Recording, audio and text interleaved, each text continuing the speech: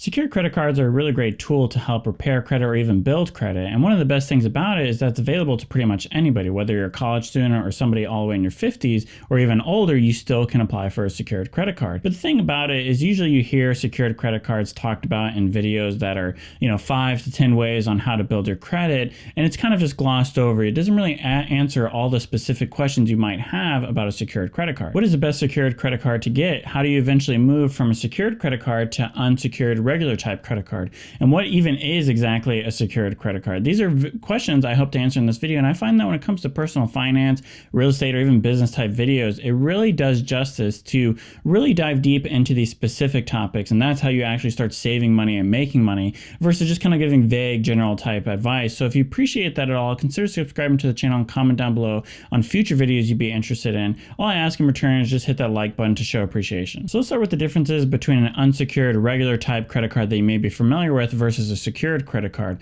The best way I like to think about it is think about a regular credit card as taking a loan from somebody you know for $1,000 and you just pay it back over time. They don't necessarily ask for anything or any type of collateral in return. But if you're like most people, you would say, are you crazy? Are you out of your mind? I'm not necessarily going to loan you $1,000 without kind of anything to kind of guarantee that you're going to pay it back. So if that same person asked to perhaps hold on to a really expensive laptop or even your car as kind of collateral, so that way if you didn't pay that $1,000 back, they could go and return and sell that car or sell that laptop and recoup that money, that is kind of what you would consider a secured type loan. So in this case, it would be a secured type credit card. So with a secured credit card, essentially what you're doing is you're depositing money and then basically borrowing against that same money. So let's just say, for example, you took $1,000, deposited into account, and you take out a secured credit card and use that same $1,000, you would end up having a secured credit card that basically works just like a regular credit card, but the credit limit would somewhat match that same amount that you deposited. So in this scenario, your credit limit on that secured credit card would be, let's say, $1,000 because that's how much you deposited. In some cases, you can actually have it a little bit extended. So you could deposit, let's say, $500 and actually have a credit limit of, let's say, $1,000. But in general, the amount you deposit, it kind of matches your credit limit. So in the next logical question to this would be, what's the minimum I can actually deposit and take out a secured credit card? And what's the maximum? Is there a top limit as well? And in general, what I'd say here is typically the lowest range you can kind of find in terms of a secured credit card and the minimum amount you're willing to or able to deposit is somewhere between $200. In some cases, you can find secured credit cards that are willing to accept $50 or even $100. In general, just expect a few $100s.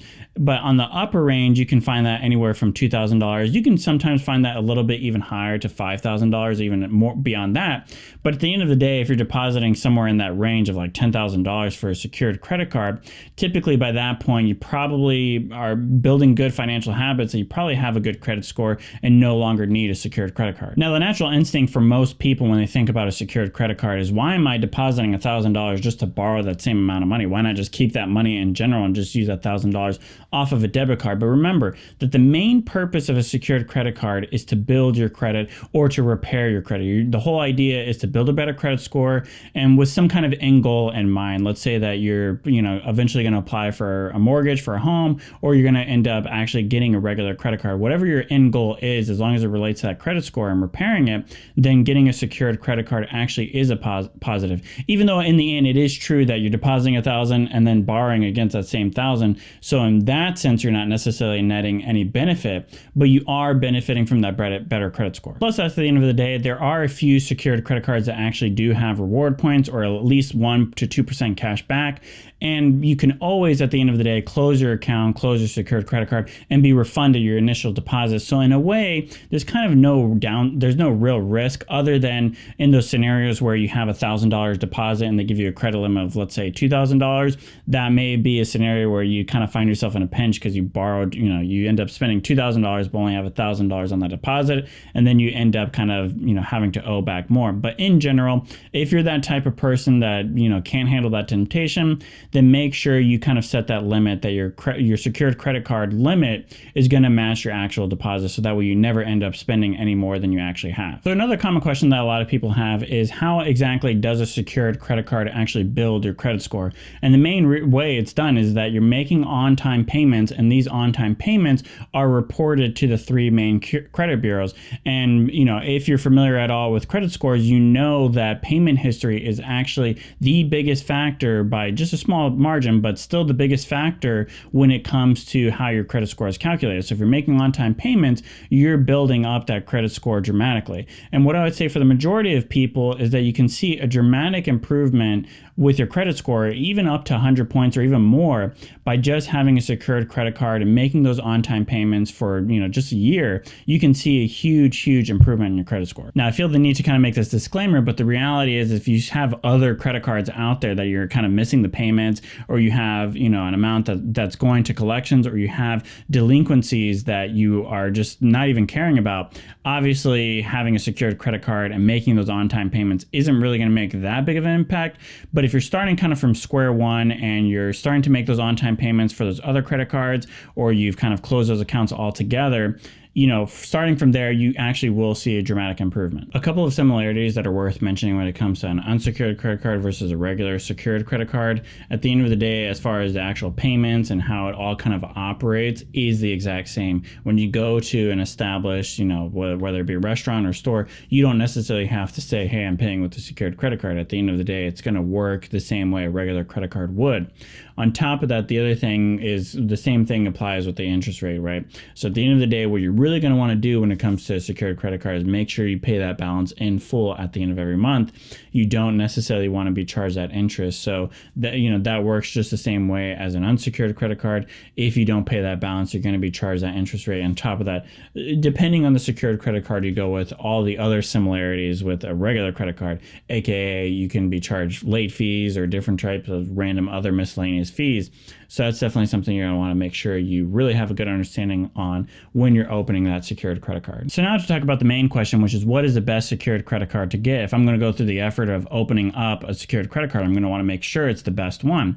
And what I would say here before I actually give a few recommendations is that there's a couple of factors you're going to want to be considering in the back of your mind. The first being, what is the long-term relationship that you want to establish? Just an example, if I plan to eventually have an unsecured regular credit card with, let's say, Discover, then it probably makes the most sense to open up a secured credit card with Discover. Another possible consideration too is how universally accepted it is. In this case, whether it's a secured credit card or unsecured, it's going to be the same in terms of how universally accepted it is. So what I mean here is whether or not it's Mastercard or Visa, if those places are accepted somewhere, they're going to accept it regardless if it's secured or unsecured. So that may be a consideration as well. Another one would be, having tested and used a variety of banking tools and credit cards and having, used their online banking system, I'm honestly kind of shocked sometimes how basic some of these websites can be and how difficult they can be to work with. Just to kind of export your own transaction history in terms of what you're actually spending on a credit card can actually be kind of difficult. Some websites allow you to very easily go back and see, all of your transaction history. Other websites, you actually have to download it and then it will email you rather than actually have it downloaded versus through the website. It's just kind of, and they will only go back, 60 days or 90 days, which, in this day and age, just kind of seems kind of ridiculous. But at the end of the day, that may also be a consideration when it comes to what secured credit card you actually want to use. So the first recommendation as far as best secured credit card to get is going to be the Discover It secured credit card. This honestly is kind of almost the gold standard when it comes to secured credit cards. First off, it has a $0 annual fee, which, you may be surprised to find out that there actually are secured credit cards that on top of having to back, and give that deposit, you actually have to pay an annual fee as well. But this one doesn't necessarily have an annual fee. Pretty much anybody can qualify as long as you can put that initial deposit. On top of that, they actually have cash back on this secured credit card, up to 2% on the first $1,000 worth of spending per quarter, and then at 1% on all other spending. I've actually seen this offer kind of vary from time to time. Sometimes I just kind of see it as a flat 1%, but even 1% is better than nothing. The other few things to kind of consider when it comes to this credit card is that the minimum deposit deposit is $200 all the way up to $2,500. But like I kind of explained before, when it comes to those upper limits, if you're kind of getting to that $5,000 to $10,000 range, at that point, hopefully you kind of have enough financial discipline to actually be building up that credit score and actually get a regular credit card. The other thing to consider with this credit card is that you automatically get evaluated for an unsecured regular type credit card. That can kind of be a good thing or a bad thing. I mean, some people kind of want it to kind of be more on their own terms when they actually start looking for unsecured regular credit cards. So I could see that kind of being a little bit of a con, but in general, for the majority of people, it's just one less thing they have to worry about because it's automatic for that consideration of an unsecured credit card. The other reason I kind of consider the Discover Unsecured credit card as the gold standard is Discover as a credit card company doesn't typically they don't necessarily get crazy with like the sign up bonuses or reward points. They keep everything pretty simple, and the credit cards that they offer are pretty basic and simplified. And so if you're a person that's really concerned about getting a little too carried away when it comes to credit cards, then that's why Discover is actually kind of a good thing and sticking with that company, even when you move into the unsecured credit cards. So once again, it just kind of goes hand in hand that if Discover is kind of a great credit card company to use for unsecured purposes, it obviously stands to reason that it's going to be great for secured credit card purposes. Now, the next recommendation is actually going to be the Secured Mastercard Platinum from Capital One. The reason I kind of recommend this is, for some people, they can't necessarily meet that minimum deposit of $200, which I know some people here watching this video may be thinking to themselves, you can't come up with $200. But the reality is, if you're kind of that type of person that kind of ended up making bad mistakes and you have that bad credit score, it's not too hard to kind of fathom that coming up with $200 minimum deposit for a secured credit card actually is difficult, especially maintaining that balance. So that's why I kind of recommend this as a great option, because you can actually have a credit limit of $200 with only a deposit of, $50, sometimes $100. It kind of depends on your credit score and where it's at currently. So obviously, if you have really, really bad credit, they're going to require that $200 to hit that $200 credit limit. So this card won't necessarily help you out there. But if you kind of are in that somewhat poor, but not necessarily terrible credit score range, so let's say you're like in that 500 range, it's possible to just meet a deposit of $50 and have that $200 credit limit. And with that, you start to build your credit score, and then you can increase that limit. And, that can kind of help you out in the long run. Now, I will say in terms of secured credit cards, this one actually tends to be a little bit tighter on the standards because of that whole fact of you can deposit $50, but yet they're going to extend a credit limit that's higher than your actual deposit. So that's a little bit different than other secured credit cards where your deposit has to meet your credit limit.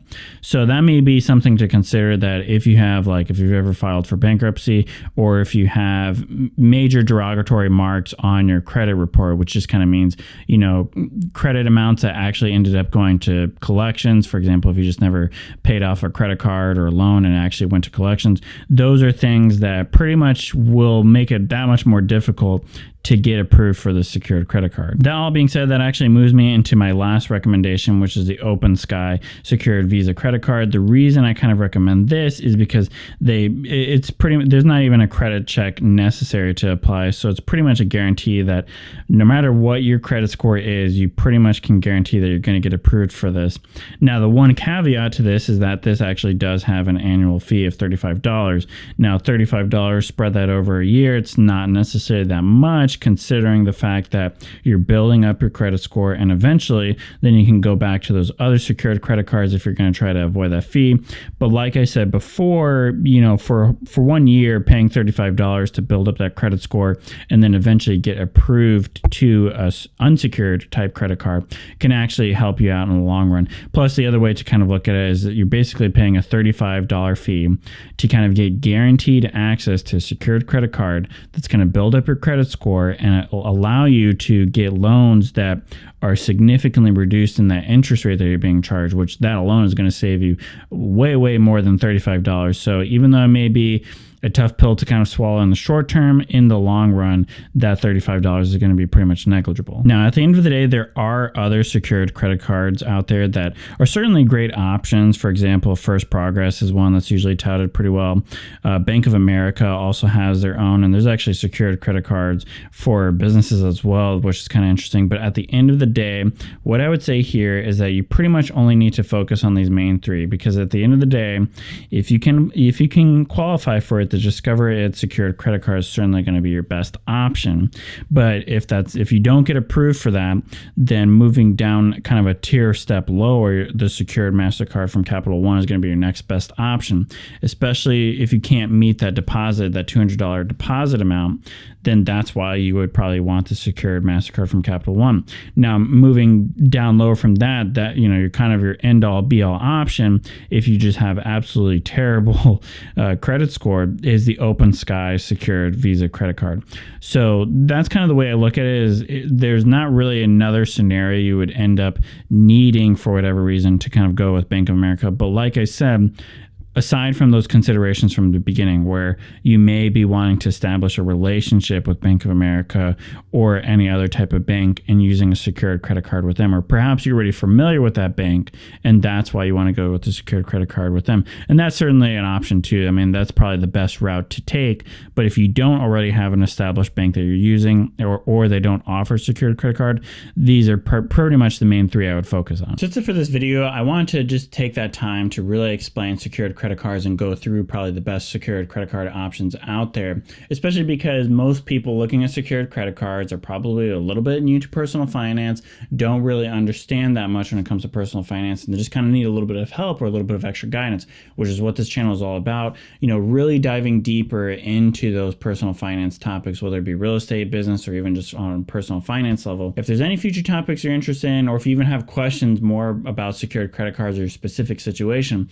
feel free to comment down below. Don't necessarily put any, really personal information out there unless if you're comfortable with that.